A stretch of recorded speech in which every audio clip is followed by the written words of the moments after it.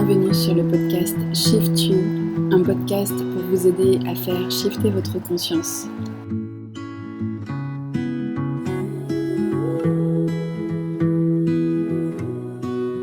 Au-delà des frontières du réel, vous retrouverez ici des interviews et des podcasts en français sur les sujets de la conscience, de l'ouverture au monde.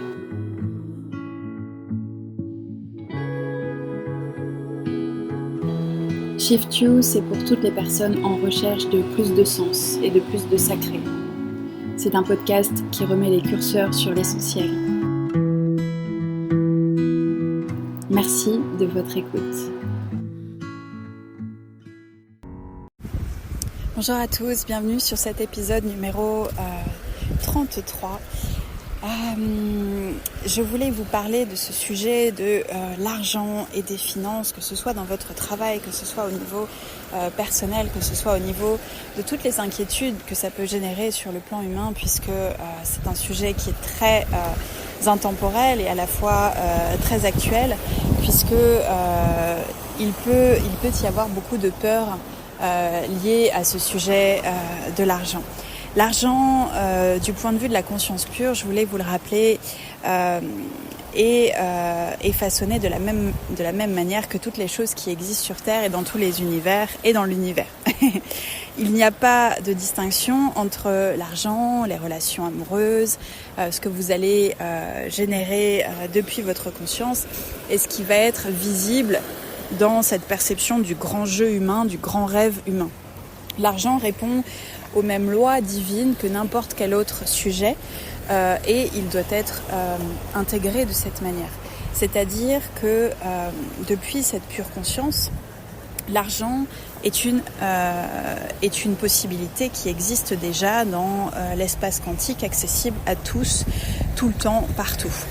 Puisque dans la réalité quantique, dans la physique quantique, l'idée c'est de comprendre que tout est là, de manière multiverselle et multidimensionnelle. C'est-à-dire qu'il n'y a plus de temps, il n'y a plus d'espace. Le temps et l'espace sont mélangés.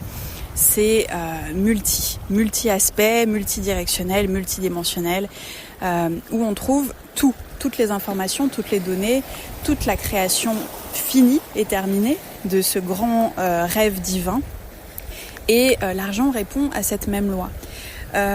Lorsque vous vivez depuis cette perception du rêve en tant que rêveur lucide, rêveur éveillé depuis ici, cette perception humaine, l'argent est une nécessité. C'est une nécessité pourquoi ? Puisque l'argent fait partie intégrante de notre grand rêve humain.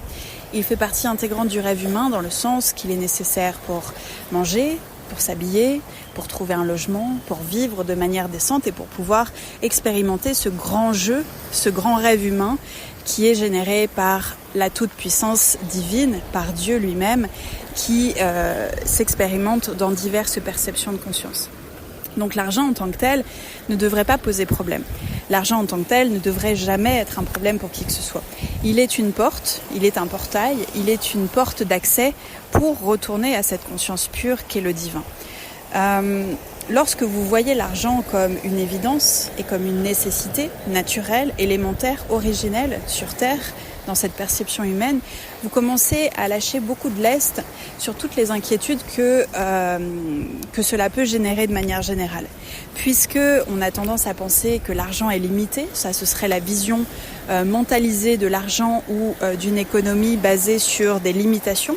Or, depuis la vision divine de l'argent, comme de toute autre chose, il est de manière pure, il existe, et il est abondant et illimité, puisque cela défie largement toute la vision mentale limitante et les perceptions du grand rêve humain. Donc déjà, lorsque vous comprenez plusieurs choses, que l'argent est une nécessité et qu'il coule abondamment dans nos vies lorsqu'on comprend qu'il est naturellement présent partout, qu'il est une nécessité dont nous avons besoin et qui est disponible, qu'il n'est pas limité, contrairement à ce qu'on pourrait croire et contrairement à ce que l'économie vraiment humaine pourrait nous faire croire. Il n'a jamais été limité, puisque la limitation appartient juste à la perception humaine, à l'illusion de ce rêve humain. et que l'argent est déjà accessible, déjà disponible. Lorsque vous avez un besoin, lorsque vous avez un désir, lorsque vous avez une nécessité, quoi que ce soit, et que cette nécessité, ce désir, ce besoin engendre une transaction, engendre le besoin d'avoir de l'argent pour certaines choses, ça se manifeste naturellement. Dans le sens, ça se manifeste, c'est visible puisque ça a toujours été là. Ça peut aussi se rendre visible, être visible par d'autres situations. Peut-être un don, peut-être une offrande, peut-être quelqu'un qui vous invite à un événement, peut-être quelqu'un qui vous offre quelque chose, peut-être un héritage qui arrive, peut-être toutes ces situations-là, sous forme d'offrandes, de dons, d'argent, mais pas que, peuvent vous permettre de recevoir exactement ce dont vous avez besoin.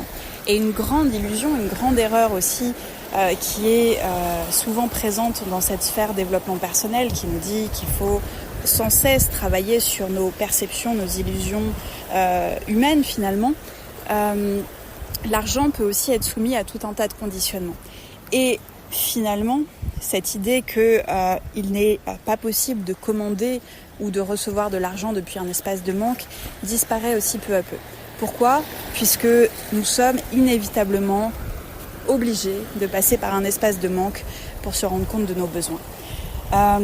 L'idée derrière tout ça, bien sûr, c'est de comprendre que nous passons dans cette perception humaine du manque pour pouvoir parvenir à une commande de l'argent dont nous avons besoin, de cette chose dont nous avons besoin, de cette nécessité qui va nous permettre de vivre l'expérience qu'on a besoin de vivre.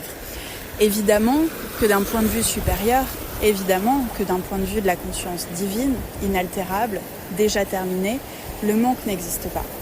Mais cette conscience parfaite, divine, est aussi et surtout celle à l'origine de tout ce qui a été créé, l'abondance comme le manque, puisque tout doit exister à travers ces polarités pour pouvoir façonner le grand rêve humain, le grand jeu de la vie, et pour pouvoir nous permettre aussi de nous positionner par rapport à ce qui est nécessaire pour nous.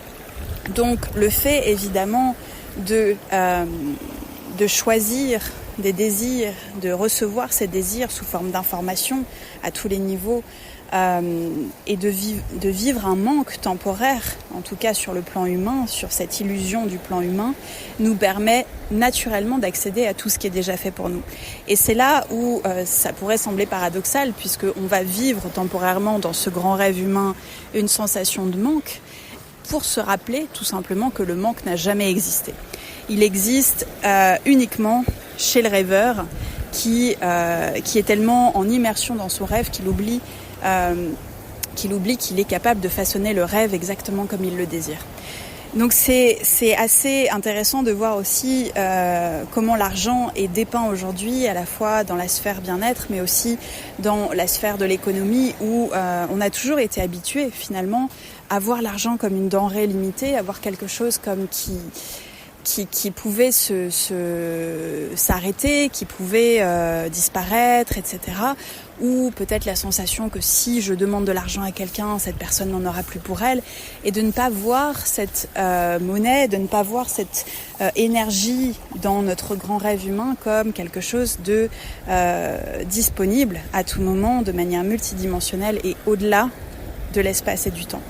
Je voulais vous rappeler ce point important pour les personnes qui sont peut-être aujourd'hui encore dans tous ces questionnements de développement des finances, de peur aussi liée autour de l'argent, puisqu'il y a aussi un gros égrégore actuel de peur de manquer, de toutes ces choses qui sont finalement naturelles pour nous et qui devraient l'être et qui devraient être présentes pour chacun d'entre nous, puisqu'elles sont de toute façon visibles à qui sait ouvrir les yeux et qui sait regarder au bon endroit.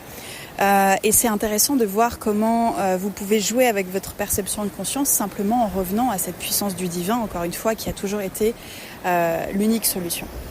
Je vous remercie pour votre écoute et comme à chaque fois, bien sûr, vous pouvez rejoindre tous mes espaces, à la fois les espaces individuels ou les espaces de groupe qui sont ouverts à tout moment, et vous pouvez bien sûr m'envoyer vos retours sur le podcast via les réseaux sociaux ou directement via mon adresse email contact@meldebontemps.com. Merci, je vous embrasse.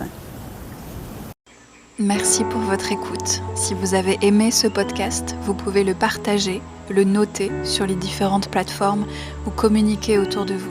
Je suis Armelle Bontemps. Vous pouvez me retrouver sur les réseaux, sur Instagram, sur Facebook, Mel de Bontemps et sur mon site web meldebontemps.com.